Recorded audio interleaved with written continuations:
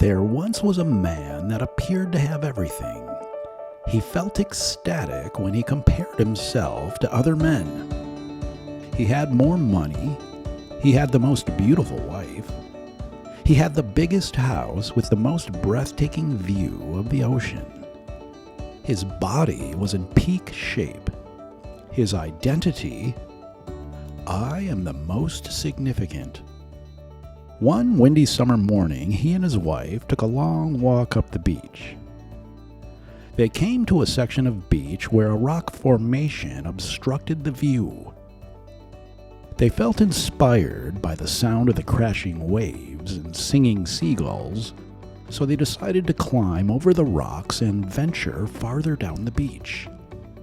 When they reached the top of the rock formation, they saw a grandiose beach home with glass walls, and it was more breathtaking than any beach home they had ever seen.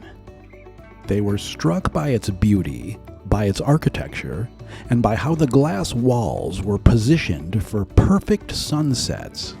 The man's wife felt inspired. She felt a sense of celebration for the owners. The owners walked out to the beach, and they revealed how grateful they were for their careers as artists and philanthropists.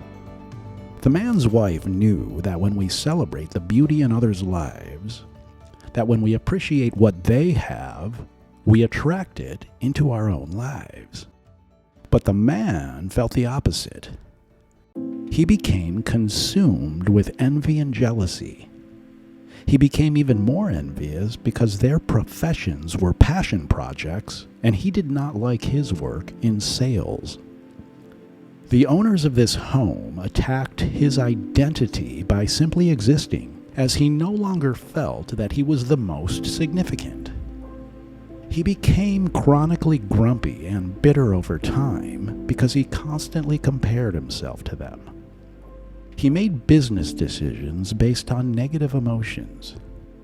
He started arguments about petty things. Eventually, his wife left him, and he became addicted to opioids. The end. These days, technology enables us to compare ourselves to others multiple times per minute. So how do we stop comparing ourselves to others?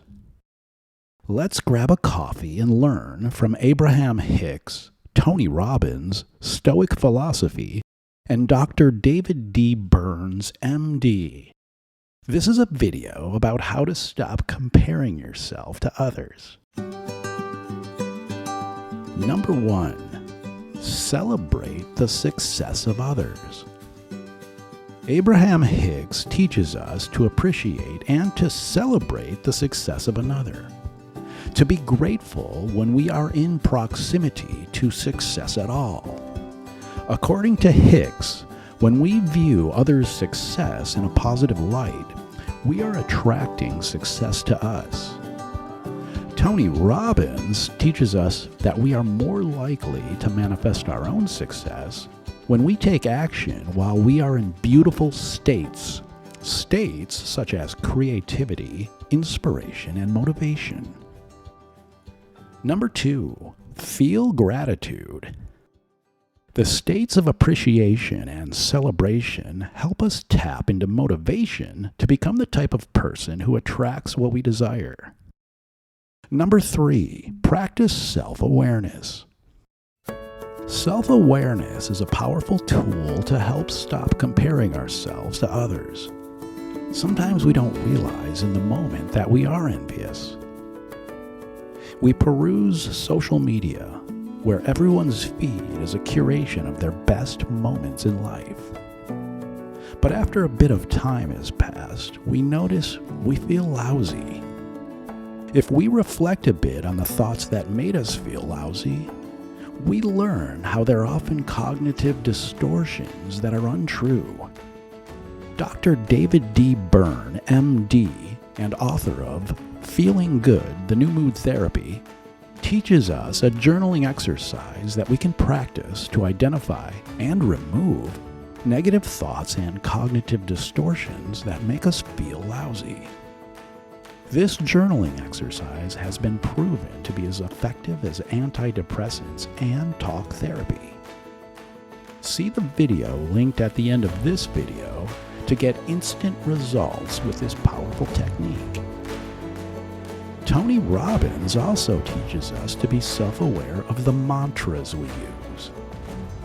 If we focus on the mantra, "Stop comparing yourself to others," we most likely will compare ourselves to others even more than before.